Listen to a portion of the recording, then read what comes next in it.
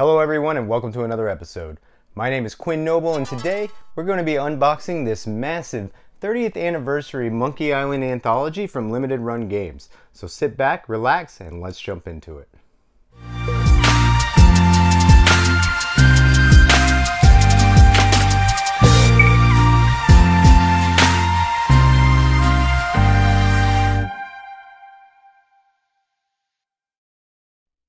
Here it is in all its glory, the Monkey Island 30th Anniversary Anthology from Limited Run Games. If you have never heard of the Monkey Island series, I highly recommend playing it, as the original one is one of my favorite games of all time. It was developed and released in 1990 by Lucasfilm Games, now known as LucasArts. That's right, this game was made by the same company that brought you Star Wars and Indiana Jones. In fact, there are a lot of comedic parallels between those movies and this game, and that is a big part of the charm. Instead of fighting with lightsabers, you fight with insults. Instead of looking for the Holy Grail, you are looking for the treasure of Big Whoop. The series starts with The Secret of Monkey Island, a point-and-click adventure game created by developer Ron Gilbert. You control the destiny of a hapless hero, Guybrush Threepwood, who wants to be a pirate. Along the way, he falls in love with the local governor, Elaine Marley. His quest is easily thwarted by the evil ghost pirate LeChuck. The artwork, music, and characters instantly suck you into this game. It was released for the Amiga, MS-DOS, Atari ST, and the Macintosh in 1990. In 1991, we got Monkey Island 2, LeChuck's Revenge. Guybrush is back with a scruffier and more seasoned look. It starts with Guybrush holding a treasure chest but dangling from a rope in a pit. His love Elaine comes to his rescue, setting us up for the story Guybrush is about to tell. Monkey Island 2 LeChuck's Revenge was released for PC MS-DOS, Amiga, and the Macintosh. 6 years later, The Curse of Monkey Island was released exclusively for PC Windows. I remember playing it for the first time feeling like I was controlling a cartoon with its cell animation style. This was definitely different from the FMV games we were getting before this. Guybrush had lost his scruffiness but gained a voice. His character was being played by Dominic Armato, an up-and-coming voice actor in his early 20s, and in my opinion, this is the role he was born to play. I've got to get out of here and help Elaine.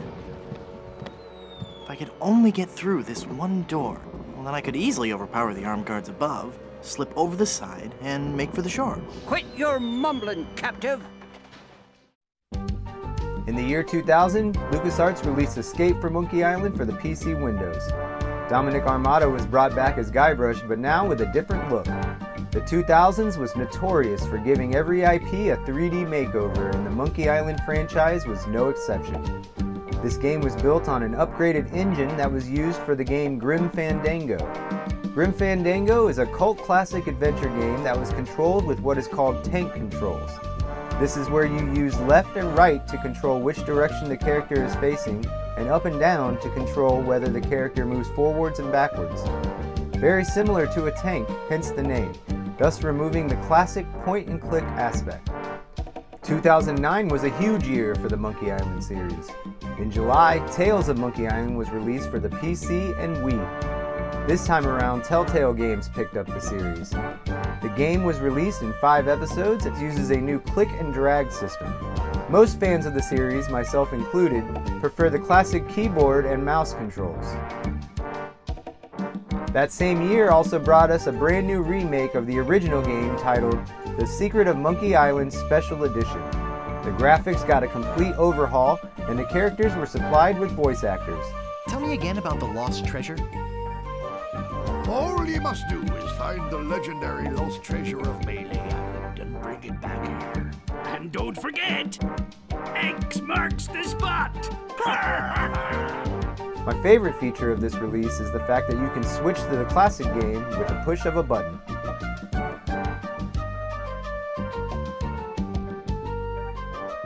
In 2010, we got a special edition of Monkey Island 2 LeChuck's Revenge, bringing the series full circle with voice acting. You could also play this version with an audio commentary from Ron Gilbert, Dave Grossman, and Tim Schafer. My name's Ron Gilbert, and I did pretty much everything on this game. I did all the art, the music, programming, and the writing. So typical. I'm Dave Grossman. I helped Ron do everything on this game. I helped design puzzles and wrote lots of dialogue and programmed things and made little people walk around and created scenes. My name's Tim Schafer. I helped get coffee for these guys, and then at night I redid everything that they did. All of the aforementioned games are included with the Monkey Island 30th Anniversary Anthology. Let's get down to brass tacks, shall we? Right on top, we have a certificate of authenticity, autographed by Monkey Island's brainchild, Ron Gilbert, and numbered with a gold embossed 3,842 out of 7,000. It's printed on some pretty high quality paper, too.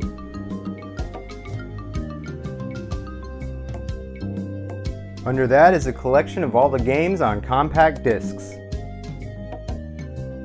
The Secret of Monkey Island and Monkey Island 2 LeChuck's Revenge are on Disc 1. The Curse of Monkey Island and Escape from Monkey Island are on Disc 2.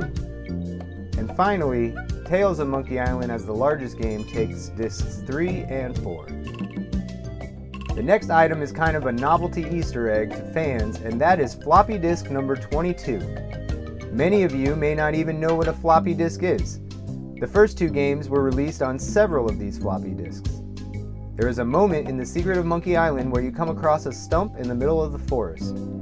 If you look at the stump, you see a tunnel that leads to a system of catacombs.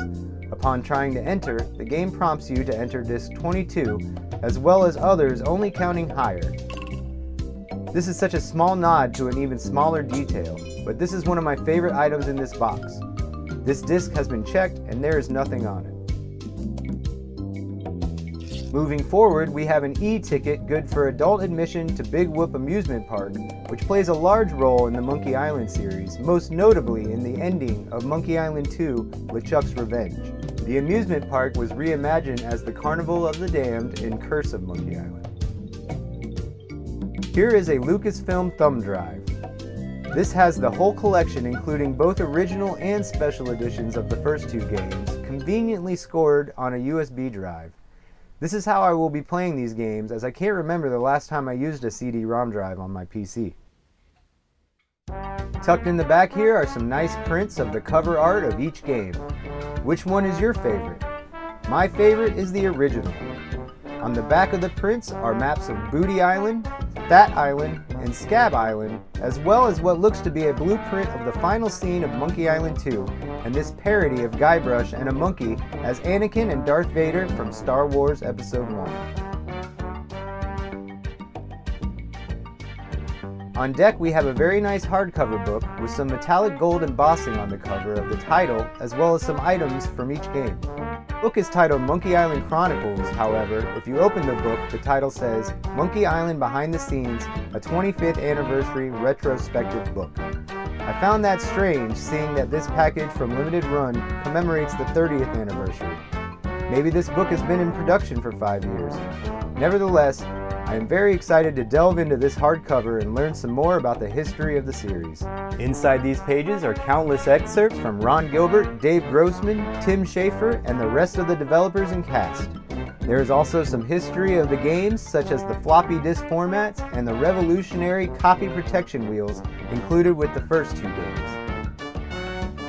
Speaking of those copy protection wheels, they are the next items in the Monkey Island Anthology. In The Secret of Monkey Island, you would be prompted with two halves of a face and asked a question such as, when was this pirate hanged in Barbados? You would then have to turn the wheel to the matching face and find the matching year for Barbados.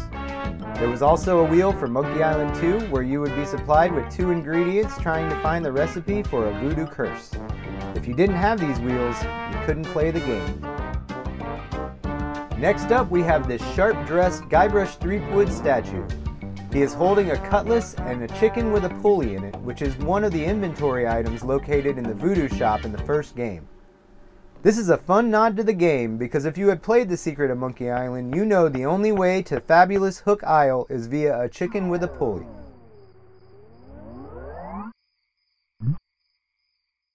I am so glad they included this Ask Me About Loom button. Loom was another point-and-click adventure released by Lucasfilm Games just before The Secret of Monkey Island debuted. This button is seen being worn by a pirate named Cobb, located in the Scum Bar. If you ask him about Loom, you will get his lengthy sales pitch. So, tell me about Loom. You mean the latest masterpiece of fantasy storytelling from Lucasfilm's Brian Moriarty? Why, it's an extraordinary adventure with an interface of magic. Stunning, high-resolution 3D landscapes, sophisticated score and musical effects, not to mention the detailed animation and special effects, elegant point-and-click control of characters, objects and magic spells. Beat the rush! Go out and buy Loom today! This isn't the only time Loom is referenced in the game. When you help the Fettuccini brothers with their canon dilemma, a text option is, "I'm Bobbin, are you my mother?" This is a reference to Loom's main character, Bobbin Threadbare, a young weaver looking for his mother who was unwillfully turned into a swan. To make it all come full circle, Cobb is actually a character you encounter in Loom, and his exit is a memorable one.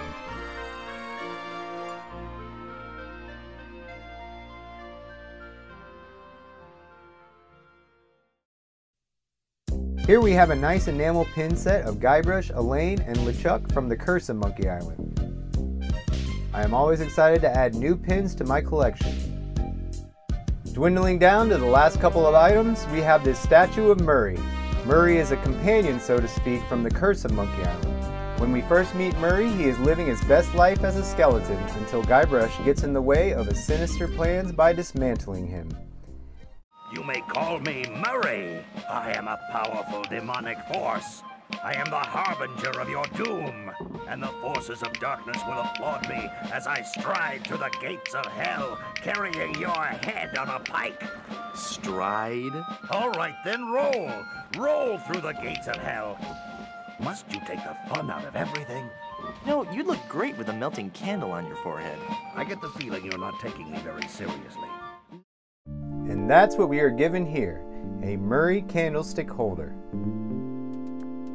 The last piece in the Monkey Island Anthology is this shadow box art diorama from the original game.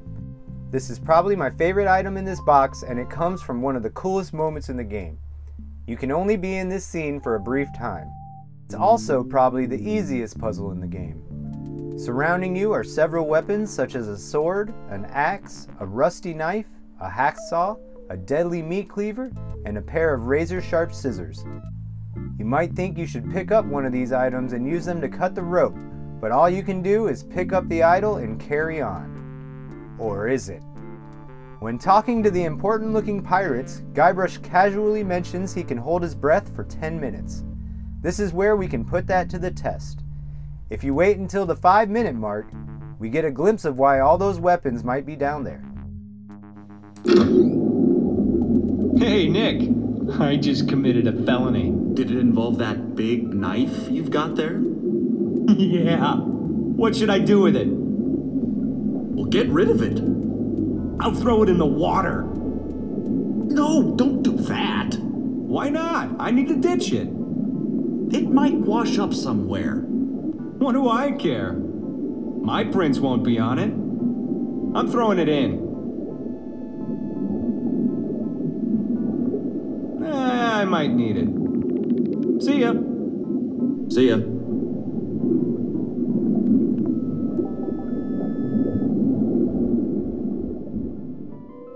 You can get stuck in Monkey Island, but you can't die.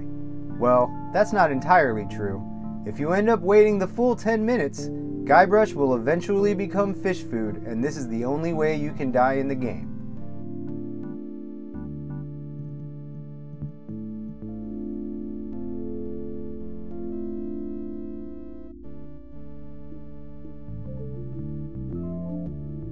That was the last item in the Monkey Island Anthology box, but the fun does not end there.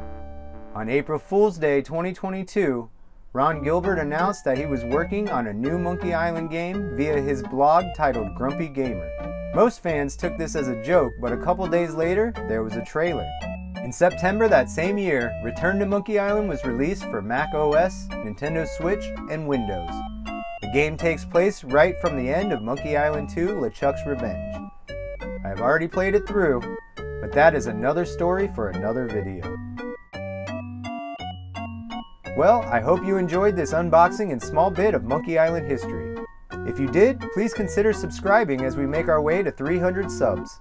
Once again, my name is Quinn Noble, and if you keep watching them, I'll keep making them. Thanks, and have a great day.